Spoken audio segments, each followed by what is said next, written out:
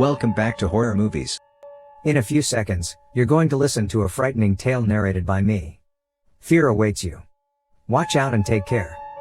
A group of 3 friends, Mags, Rita, and Natasha, are in Natasha's house playing poker.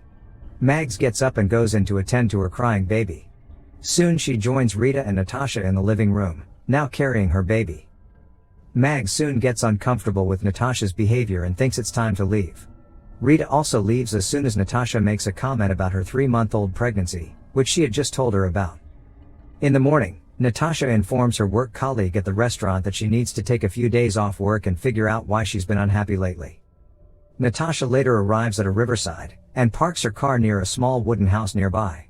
She's frightened when an elderly woman, named Mrs. Eves, knocks on the window. Mrs. Eves leads Natasha into the small house, and when Natasha asks Mrs. Eves if she is the owner of the house, the woman tells her it's her friends.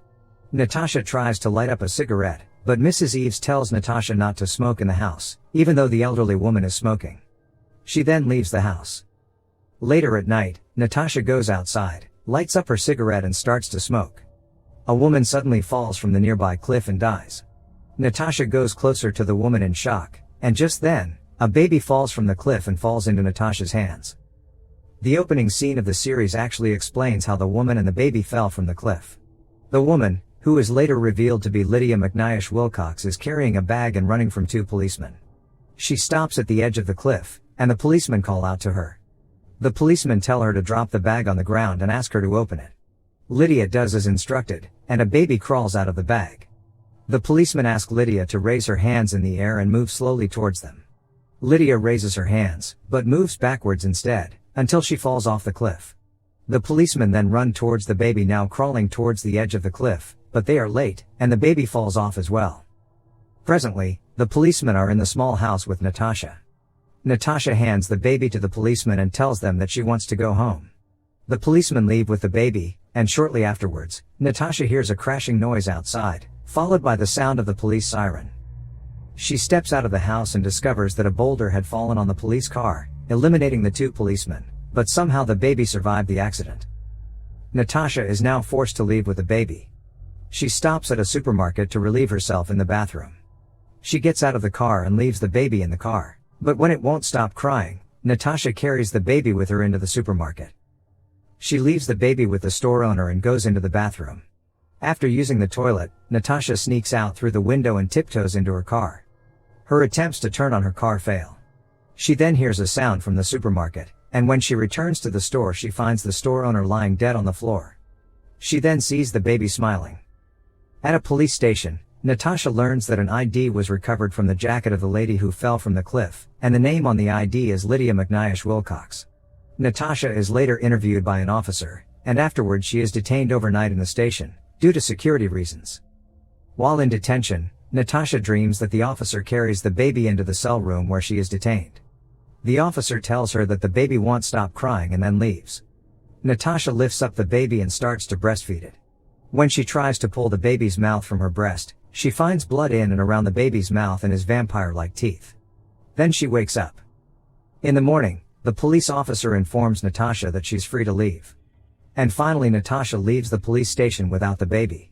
Later that morning, Natasha is surprised to find the baby sitting in a basket just in front of her door. Later, Rita comes to Natasha's house and expresses surprise on seeing the baby. Rita asks for coffee, and Natasha warns her not to touch the baby as she goes into the kitchen to prepare the coffee. Natasha asks Rita about how she would like her coffee, but she doesn't get a response from Rita. Natasha returns to the living room and finds Rita carrying and playing with the baby. Annoyed, Natasha quickly takes the baby from Rita. Then she tells Rita to go home. Rita suggests going for a walk with the baby, but Natasha says it's not a good idea. When Rita somewhat insinuates that the baby is Natasha's, Natasha quickly denies and says the baby isn't hers. Rita then suggests that Natasha should call her sister Bobby so she can assist her and take care of the baby. Natasha doesn't want to do that. Outside, Natasha finally agrees to call Bobby and Rita says she's going to stay with her until Bobby arrives, but Natasha asks Rita to leave. Now alone with the baby, Natasha calls Mags on the phone to speak with her about the baby, but the call doesn't end well. Later that morning, Natasha uses a mobile app to locate the cafe where Lydia McNish Wilcox worked. Hopefully, She can connect with any of Lydia's relatives and hand the baby over to the relative. The attendant at the cafe admires the baby, but his dog, Bruve, walks in barking, as if upset with the baby. The attendant tries to distract the dog by tossing a ball on the floor, and the dog goes after the ball. Natasha tells the attendant that she is a friend of Lydia's, and that she is in possession of one of Lydia's belongings, and would like to return it to her family or partner. The guy at the cafe tells Natasha that Lydia's family were kind of racists and she really didn't speak to them. And she didn't have a partner either. While Natasha is still speaking, the cafe attendant tells Natasha that the baby just pooped. Another customer at the cafe offers Natasha a diaper, which she reluctantly accepts. In the changing room, Natasha confirms that the baby is a boy while trying to clean him up. But she ends up messing herself up with the baby poop. The cafe attendant later comes into the changing room and helps Natasha clean up the baby. Afterwards, the cafe attendant tells Natasha that the last time he saw Lydia was about a month ago. He goes on to explain that after she witnessed a customer who'd come to the cafe choke to death on a cookie, Lydia stopped coming to work, cut off connections with her friends, and now there is the news of her death. Shortly after, while watching footage of the woman choking on the cookie, Natasha also learns that the woman came into the cafe with a baby, and it's the same baby she now has with her. Outside, Bruve is run over by a truck, and while driving back home, Natasha, believing that the baby is responsible for Bruve's death, confronts the baby about his cruelty. Back home, Natasha gets a flash drive delivered to her doorstep. She inserts the flash drive into her MacBook and discovers pictures of several women, including herself, carrying the same baby. That night, she drives out with the baby and tries to abandon him in the field. But after dropping the baby, she can't seem to find her way back to her car. She then returns to the baby and apologizes for trying to abandon him. And only then is she able to find her way back to her car. Upon entering the car, she hears a voice tell her that they need to talk. It's Mrs. Eves, the elderly woman whom she met at the Riverside house, now sitting in the back seat. Natasha returns to her house with Mrs. Eves, and the elderly woman suggests that they speak privately. Mrs. Eves promises to help Natasha eliminate the baby, and she goes on to explain to Natasha that the baby will ruin her life and relationships and finally destroy her. She tells Natasha that this is what the baby does and insists that the baby should be eliminated. Natasha is not comfortable with the idea, so she asks Mrs. Eves to leave her house, and the woman starts walking towards the door.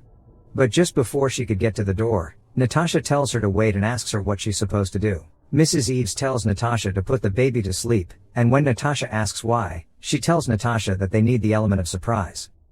Natasha then spends a reasonable amount of time trying to put the baby to sleep, but the baby remains awake, and soon Natasha becomes tired. Mrs. Eves tells Natasha that the baby knows about their plan. Natasha calls Mags and asks her what she uses to get her baby to sleep. Mags tells her it's the Bun. Natasha asks Mags about where she is, and Mags tells her she is at the Universe of Fun, but the ongoing event is an invite-only type of event. Natasha ignores that and heads to the Universe of Fun. Natasha meets Mags at the place and asks for the Bun.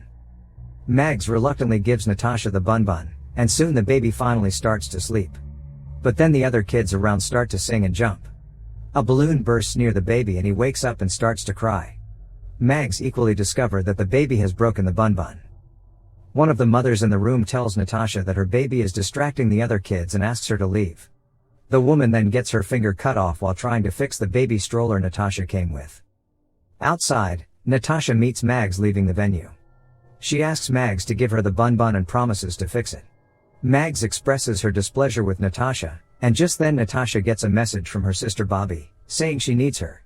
Natasha tells Mags that she just got a message from Bobby, and Mags suggests she visits Bobby this time, since they've really not seen each other in 3 years.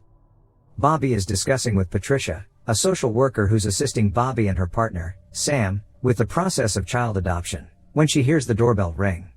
Excited, she runs to the door, thinking it's her partner. But to her shock, she finds Natasha standing right in front of her. She asks Natasha what she's doing at her place and Natasha tells Bobby that she got a text from her. Bobby says it must be a mistake. Patricia then sees Natasha and introduces herself as Bobby's social worker. Patricia soon realizes that Bobby lied to her by saying that her sister lived abroad.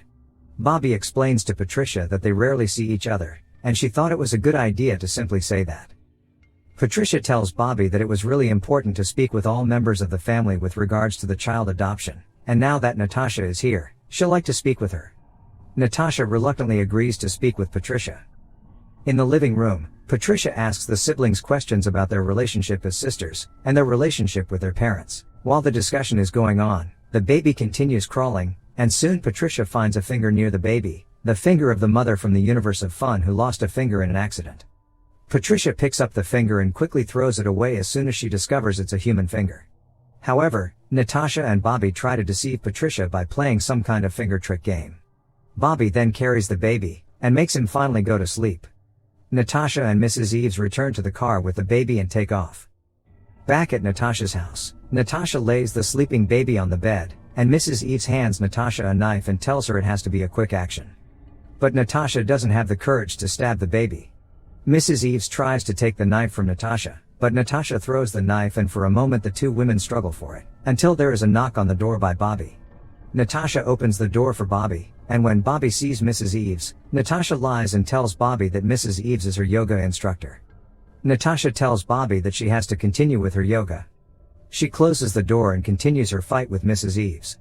Mrs. Eves manages to hit Natasha in the head.